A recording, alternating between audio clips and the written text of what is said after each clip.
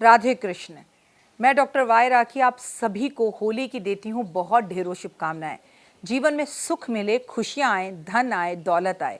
जितने रंग इस बार आप होली में खेलें उससे ज़्यादा रंगीन आपकी ज़िंदगी हो जाए। आप अगर मेरे परिवार का हिस्सा हैं तो ज्योति को फॉलो ज़रूर करें। जी हाँ, आप राधा कृष्ण कहें या कृष्ण राधा कहें एक ही बात है। आप अगर मेरे परिवार का हिस्सा हैं तो आप राखी कहें या ज्योति कहें या ज्योति कहें या राखी कहें, एक ही बात है। तो इन दोनों चैनलों को, इन दोनों इंस्टाग्राम को, इन दोनों फेसबुक को आपको फॉलो ज़रूर करना है सही और सटीक जानकारी के लिए। तो रंगों का जब भी जिक्र आता है जहन में, अगर कोई त्योहार सबसे पहले आता है तो वो है होली। होली यानी कि रंगों का त्योहार, होली यानी कि खुशियों का त्योहार, होली गले मिलने का त्योहार, होली ऐसा जिसमें राधा कृष्ण याद आते हैं, होली त्योहार जिसमें ब्रज और काशी भी याद आते हैं, जिसमें हर कोई ये चाहता है खुशियों के रंग मिल जाएं, जिंदगी भी खुशियों के रंगों से सराबोर हो जाए। तो ऐसा हम क्या करें? आपके लिए फिर खजाना लूटने और ढूंढने पहुंची हूं देश की जानी मानी astrologer, tarot card reader doctor Y Rakhi के पास। बहुत बहुत स्वागत है एक बार फिर से आपका राखी जी। आपका भी बहुत बहुत स्वागत है ज्योति। आपसे मिलके एक अलग सी एनर्जीज मुझे मिलते हैं। तो मेरा तुझसे है पहले का नाता कोई, यूं ही नहीं दिल लुभाता कोई। बिल्कुल, और मेरे साथ साथ मुझे लगता है मेरे व्यूअर्स से भी आपका कोई बड़ा स्ट्रॉन्ग कनेक्शन है, जो इतने विशेष दिन उन्हें आप ही से ही वो ऐसे टिप्स मिलते हैं या विशेष दिनों की चर्चा आपके साथ ही शुरू होती है जिनसे उनका भी जीवन बने। ये हम दोनों की ये एक कोशिश होती है। मेरा सौभाग्य। बिल्कुल, तो होली को लेकर आज ये एपिसोड हम लेकर आए हैं कि होली हमें किस तरह से मनानी चाहिए। होली को लेकर भी बहुत से सवाल लोगों के मन में होते हैं, कुछ भ्रम भी होते हैं। उन भ्रम को भी दूर करने की हम कोशिश करेंगे कि क्या ऐसे डाउट्स हैं जो होली को लेकर लोगों के दिमाग में होते हैं, क्योंकि ये कहा जाता है होली तो खुशियों का त्योहार है। राखी जी, जैसा कि मैंने जिक्र किया, लोग कहते हैं होली खुशियों का त्योहार है, लेकिन उसमें मैं कुछ ऐसे लोगों को भी सुनती हूँ जो ये कहते हैं शुभ कार्य करना निषेध होता है। पहले होली का मतलब समझ लो। जैसे ज्योति का मतलब एक है, राखी का मतलब एक है, हर नाम का एक मतलब है। होली, तेरी मेरी जो लड़ाई होनी थी होली, उसे भूल जा। मतलब लड़ाई के साथ साथ, जैसे ज्योति ने बहुत अच्छा इंट्रो किया, कृष्ण राधा याद आते हैं, गुजिया याद आती है, रंग याद आते हैं, पर होली से देवर और भाभी भी याद आते हैं, शरारत याद आती है और नटखटपन याद आता है। तो मैं बता दूं, होली का मतलब है आपकी किसी से भी लड़ाई होनी थी, कोई दुश्मनी होनी थी, होली भाई दुश्मन भी गले मिल जाते हैं, होली के दिन दिल खिल जाते हैं। होली के दिन से 8 दिन पहले, और सुनिए, केवल होली ही नहीं, दिवाली से भी 8 दिन पहले जले कटे दिन होते हैं। ज्योति, होली हमारा देश का सबसे बड़ा पर्व है। आपको ये समझना होगा, सर्दी से जब हम गर्मी में जाते हैं तो पहला त्योहार होली, जब गर्मी से हम सर्दी की तरफ जाते हैं तो दिवाली। तो ये 8 दिन पहले होली के और 8 दिन पहले जो दिवाली के, इन पे लोग जादू टोना करते हैं, क्योंकि होली और दिवाली पर अपने ऊपर किया कराया उतारा जा सकता है या दूसरे पर किया कराया कराया जा सकता है। इसीलिए शुभ काम 8 दिन वर्जित होते हैं, नकारात्मक होते हैं। ये मैं आपको क्लियर कर दूं कि दिवाली हमेशा अमावस पर होगी, होली हमेशा पूर्णिमा पर होगी। और होली का दहन से 8 दिन पहले, डेट को समझ लीजिए, 17 मार्च से जले कटे दिन शुरू हो रहे हैं। 24 तारीख को जलने वाली होली मनाई जाएगी और 25 तारीख को रंगों की होली खेली जाएगी। तो 17 तारीख से गर्भवती महिलाओं को बहुत संभल कर चलना है। ये जले कटे दिन में किसी के घर का खाना नहीं है, इसे हम नकारात्मक मानते हैं और इन 8 दिनों में हम कोई शुभ काम नहीं करते। आपने नकारात्मकता का यहाँ जिक्र किया, एक और बात सुनने में आ रही है, कह रहे हैं कि उस दिन ग्रहण है जी। तो क्या इस ग्रहण का असर हमारे भारत पर है या विदेशों में ही है? ग्रहण के बारे में थोड़ा सा इस होली के त्योहार पर मैं आपसे पूछना चाहती हूँ। बिल्कुल, आपके व्यूअर्स बहुत परेशान होंगे कि इस बार होली का दहन होगा कि नहीं होगा। चंद्र ग्रहण है, लेकिन ग्रहण भारत में नहीं है। आप बिंदास होली बनाइए, आप होली का जलाइए, आप होली की पूजा घर में कीजिए। उससे पहले भसौड़ा की पूजा होली के बाद 7 दिन बाद आती है, उसकी भी तैयारी आप होली पर शुरू करते हैं। तो हमारे भारतवर्ष में चंद्र ग्रहण नहीं है, लेकिन पूरे यूरोप में, पूरे विश्व में चंद्र ग्रहण छोटे छोटे देशों में भी है। और इसका जो आपको अनुपात है, इसका जो रिजल्ट है, अगले 6 महीने में युद्ध के रूप में दिखाई देगा और कई तरह के मौसमों में दिखाई देगा। कई तरह की आपदाएं आएंगी, कई तरह की बीमारियां आएंगी और प्राकृतिक उत्पटांग होंगी चीजें। भूकंप इसमें नंबर 1 है। बिल्कुल, तो जैसा कि आपने जिक्र किया कि एक तरह की उथल-पुथल जी हर तरीके से हमें देखने को मिलेगी, मौसम में खासकर। एक चीज़ और मैं आपसे जानना चाहूँगी, होली रंगों का त्योहार बहुत खुशियों के साथ हम मनाते हैं, एक दूसरे को गुंजिया भी खिलाते हैं, इस त्योहार का इस तरीके से सेलिब्रेशन होता है। लेकिन सेलिब्रेशन में हमारे बड़े एक चीज़ जोड़ते हैं जो रात्रि पूजन अग्नि दहन के साथ होता है। ये क्या महत्व रखता है, इसमें हमें क्या विशेष करना चाहिए या हमें क्यों अग्नि पूजन में शामिल होना चाहिए, इससे हमें क्या लाभ होगा, इस बारे में मुझे थोड़ा विस्तार से दर्शकों के लिए आप बताइए। बहुत आराम से बताती हूँ। प्रहलाद भगवान विष्णु की पूजा करता था, लेकिन उसके पिता को इस बात का घमंड था कि मैं ही भगवान हूँ, तू मेरे सिवा किसी और की पूजा मत कर। तो प्रहलाद की एक बुआ हुआ करती थी जिनका नाम होलिका था। उनके पास एक शॉल था जो उन्होंने तपस्या से प्राप्त किया था, जिसे अग्नि में ओढ़कर जब वो बैठ जाती थी तो वो जलती नहीं थी। प्रहलाद को कई तरह से बोला गया कि विष्णु का नाम मत ले, पहाड़ से गिराया गया, उनको जो है उनके ऊपर जो बहुत हल चलाए जाते हैं वो हल चलाए गए, लेकिन कहीं पर भी उनको फेंका जाता था, मारने की कोशिश की जाती थी, वो जिंदा हो जाते थे क्योंकि भगवान विष्णु उनकी रक्षा करते थे। तो होलिका ने कहा भाई तू इतना परेशान क्यों हो रहा है। प्रहलाद के फादर को बोला कि तुम चिंता मत करो, मैं इसे एक लकड़ी का वो जलाओ और उसमें लेके बैठ जाऊंगी गोद में, मैं तो जलूंगी नहीं लेकिन ये जलकर राख हो जाएगा क्योंकि मैं तो शॉल ओढ़ लूंगी। पर हुआ इसका बिल्कुल उल्टा। होलिका जो है वो जलकर राख हो गई, यानी कि बुराई पर अच्छाई की जीत हुई और विष्णु विष्णु नारायण नारायण नारायण करते हुए प्रहलाद जो है वो अग्नि से नीचे आकर खड़े हो गए। तो ये तब से मनाया जाता है। तो आपकी जितनी भी बुराइयां हैं ना, उन बुराइयों का हम होलिका दहन वाले दिन जलाते हैं। आप बीमार हैं तो नारियल अपने सर पे से घुमाकर होलिका दहन पर डाल दीजिए।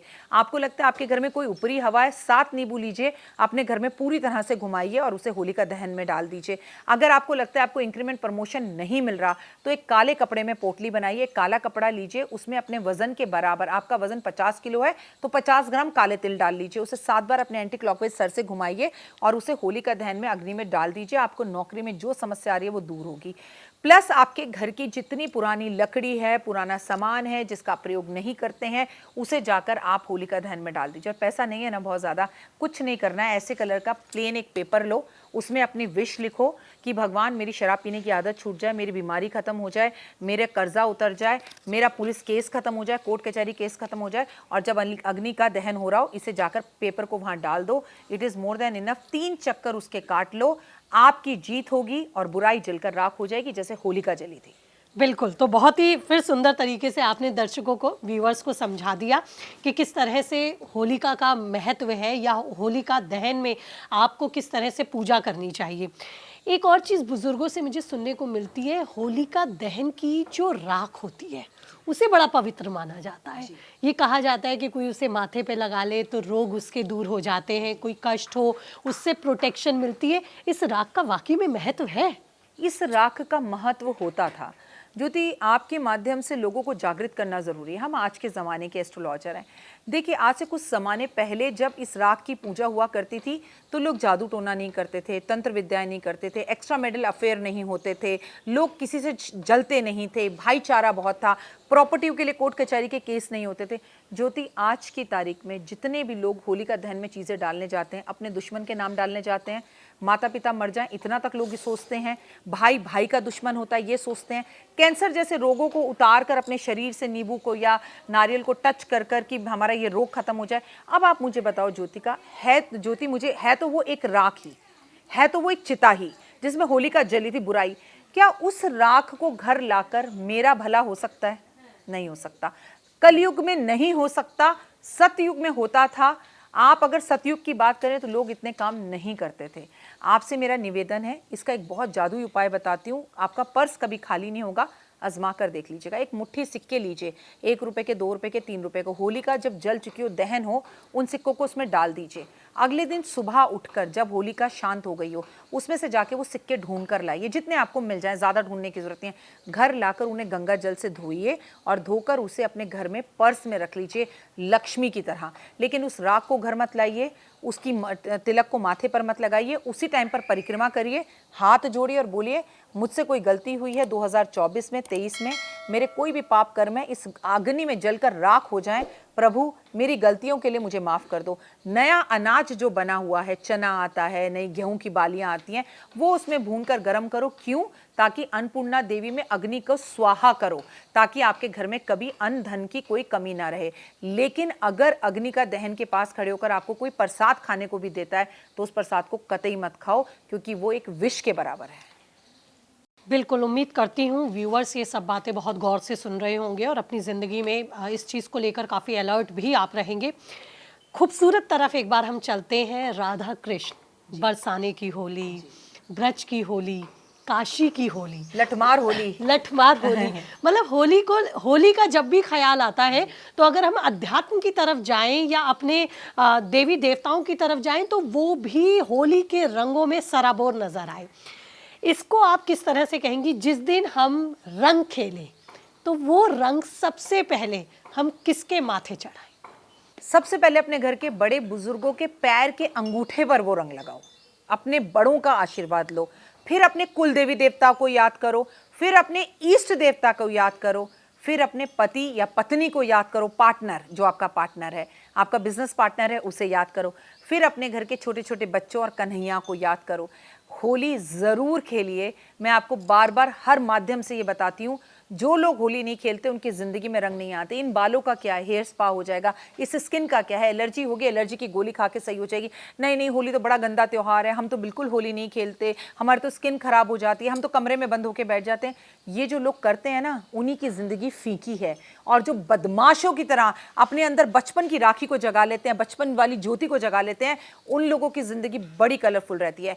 एक रंग ना हो दोस्त जो तुम्हारे मस्तक पर ना हो, तुम्हारे माथे पर ना हो, जो बचपन ना लेकर आए, जो तुम्हारे अंदर से अहम और वहम को निकाल दे, वो होली है। राधा प्राप्त नहीं कर सकते कृष्ण के बिना, और कृष्ण प्राप्त नहीं कर सकते होली के बिना। आपको जमकर होली खेलनी है, गुजिया के साथ खाकर होली खेलनी है, लोगों को बहुत सारा पानी के साथ होली खेलनी है। पानी मन का कारक और धन का कारक। जितना पानी आप पर इस होली पर गिरेगा उतना धन आपकी जेब में भरेगा। इस बार मेरे कहने पर होली खेलकर देखिए, और आपके जीवन में डिप्रेशन, आपके जीवन में मूड स्विंग्स, आपके जीवन में एंजाइटी, आपके जीवन में बार बार जो परेशानियां आती हैं, वो कहोगे लो इतनी सी बात मुझे नहीं पता थी, होली खेलने से सब प्रॉब्लम सॉल्व। घर गंदा हो रहा है, ये सब कुछ मत करिए, लाइफ में रंग लेकर आइए। व्हाइट कलर के कपड़े पूरे रंगीन होने चाहिए। राधा और कृष्ण का नाम लो, राधा और कृष्ण को कलर अर्पण करो, महादेव के साथ होली जरूर खेलो। बहुत बहुत शुक्रिया। मतलब राखी जी, जिस तरीके से आप व्यूअर्स को बताती हैं, मेरा तो अभी से मन कर रहा है कि मैं रंगों से सराबोर हो जाऊं। इतने सुंदर तरीके से आपने रंगों को यहाँ व्याख्या की है या रंगों को एक्सप्लेन किया है, तो हम ये उम्मीद करते हैं ये बातचीत आपकी ज़िंदगी में भी रंग भरेगी। और एक रंग ही सही, होली पर अपने माथे पर ज़रूर लगाइएगा। आपको जो जीवन में बहुत प्यारा हो उसके साथ रंग ज़रूर खेलिएगा। जिससे कुछ खट्टी यादें हों उसके पास जाकर भी सुंदर रंग लगाकर उन खट्टी यादों को भी धुंधला करके जीवन की एक नई शुरुआत इन नए रंगों के साथ कीजिएगा। इसी उम्मीद के साथ आपका बहुत बहुत शुक्रिया राखी जी, ये कीमती वक्त देने के लिए, कीमती एडवाइस व्यूवर्स को देने के लिए। और आप सबको भी हैप्पी होली। रंगों का ये त्यौहार हमारे सब व्यूअर्स को बहुत बहुत मुबारक हो। रंगों से आपका जीवन भरे, इसी उम्मीद, इसी शुभकामनाओं के साथ लेती हूँ इजाज़त। नमस्कार।